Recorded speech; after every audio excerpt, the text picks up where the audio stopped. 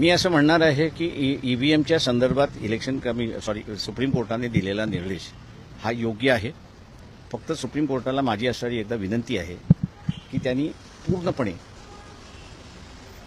EVM एकदा असणारं check करावी. डेटा डिलीट करू नये म्हणून त्यांनी असणारं जे सांगितलेलं आहे. त्याच्याचबरोबर ज्या ईव्हीएम मतदारसंघामध्ये होत्या पण वापरल्या गेलेल्या नाहीत, अशा ईव्हीएम कोर्टाच्या प्रिमायसेसमध्ये बोलावं आणि ज्या मतदारसंघातल्या ज्या मशीन्स आहेत 800, 850, 900 मतदान असेल ते पूर्णपणे नावं जशी फीड केलेली असतात त्या प्रमाणात रोटेशनमध्ये मतदान त्या ठिकाणी करायला सांगावं.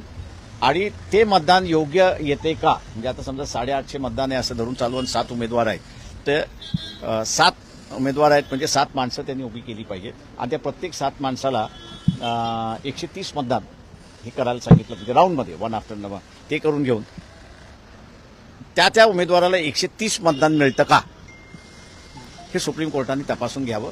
म्हणजे मग